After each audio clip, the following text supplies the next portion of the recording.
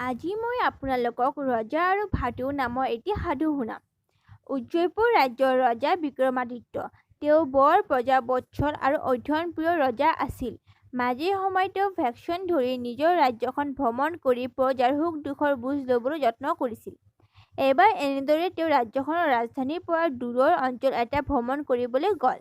গৈ গৈ এখন হাবি পাওঁতে বিক্ৰমাদিত্যৰ সন্ধ্যা লাগিল। হাবিখন কিদৰে পাৰ হ'ব পাৰি সেই কথা চিন্তা কৰি ৰজাই এজোপা গছৰ তলত ঘোঁৰাটো ৰখাই নামি পৰিল। হঠাতে তেওঁ গছজোপাৰ ওপৰৰ পৰা কোনোবা কোৱা শুনিলে, "ধৰ ধৰ, ইয়াক বান্ধ ভালকৈ। ঐ বাটৰুৱা, তোৰ হাতত থকা ধন সম্পদ দে, নহ'লে মাৰি পেলাম।" ভয় খাই বিক্ৰমাদিত্য ইফালে সিফালে চালে। তেওঁ দেখিলে যে গছৰ ওপৰত এটা ভাটৌ চৰাই বহি আছে আৰু সিয়েহে কথাবোৰ কৈছে। ৰজা বৰ আচৰিত হ'ল।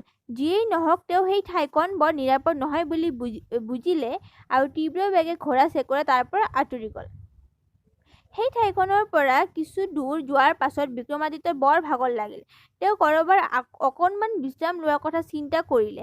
এনেতে তেওঁ ঋষিৰ আশ্ৰম এখন দেখা পালে। আশ্ৰমৰ ওচৰত এজোপা গছত ৰজাই ঘোঁৰাটো বান্ধিবলৈ লওঁতেই তেওঁক কোনোবাই ক'লে, "নমস্কাৰ মহাশয়, আমাৰ আশ্ৰমলৈ আপোনাক স্বাগতম। অনুগ্ৰহ কৰি আমাৰ আশ্ৰমত প্ৰৱেশ কৰি সামান্য ফল-মূল গ্ৰহণ কৰক।" ৰজা বৰ আচৰিত হ'ল আৰু ইফালে সিফালে চালে। তেওঁ দেখিলে যে এটা ভাটৌ চৰাইহে তেওঁ কথাখিনি কৈছে। ৰজাই এইবাৰ চৰাইটোক সুধিলে, "হে পক্ষী, কিছু সময়ৰ পূৰ্বে তুমি মোক যি কথা কৈছিলা, এইবাৰ দেখোন তাৰ সম্পূৰ্ণ বিপৰীত কথা কৈছা। তাৰ কাৰণ কি?" ৰজাৰ প্ৰশ্ন শুনি ভাটৌটো উৰি আহি ৰজাৰ ওচৰত পৰিলহি আৰু ক'লে, "হে ৰাজন, আপুনি প্ৰথমতে দেখা ভাটৌ চৰাইটো মই নহয়, সি মোৰ সহোদৰ।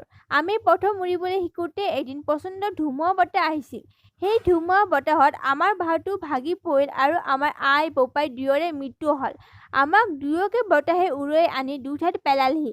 সি পৰিল গৈ চোৰ ডকাইত থকা এখন হাবিত আৰু মই এই আশ্ৰমত আশ্ৰয় পালোঁ।" এনেতে আশ্ৰমলৈ ঋষিজন সোমাই আহিল আৰু ৰজাক দেখা পাই আথে বাথে ভিতৰলৈ নি ফল-মূল আৰু শীতল পানী পৰিৱেশন কৰিলে। ৰজাই ঋষিৰ আহাৰ গ্ৰহণ কৰি কিছু সময় জিৰণি ল'লে আৰু তাৰ পাছত তেওঁ দেখা ভাটৌ দুটাৰ কথা ঋষিৰ আগতকৈ আশ্চৰ্য প্ৰকাশ কৰিলে।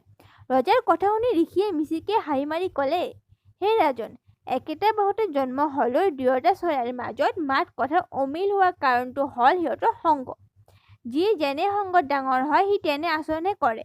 আপুনি প্ৰথমতে দেখা চৰাইটো চোৰ ডকাইতৰ হাবি এখনত ডাঙৰ হৈছে। সি সদায় সিহঁতৰ গতিবিধি লক্ষ্য কৰাৰ বাবেই তাৰ কথা-বতৰা তেনেধৰণৰ হৈছে। কিন্তু এই চৰাইটোৱে আশ্ৰমৰ সাধু সন্তৰ কথা-বতৰা শুনি ডাঙৰ হোৱা বাবে তাৰ মাত কথা সহজ হৈছে। মানুহৰ বেলিকাও একেই কথা। সৎ সংগত থাকিলে মানুহ ভাল হয় আৰু অসৎ সংগই মানুহৰ স্বভাৱ চৰিত্ৰ বেয়া কৰে।" ঋষিৰ কথা শুনি ৰজাই বৰ ভাল পালে আৰু তেওঁক প্ৰণাম জনাই আশ্ৰমৰ পৰা বিদায় ল'লে। তো আমি ইয়াৰ পৰা এইটোৱে কথা শিকিব পাৰোঁ যে সংগই মানুহৰ আচৰণত প্ৰভাৱ পেলায়। ভাল সংগই ভাল অভ্যাস গঢ়ি তোলে।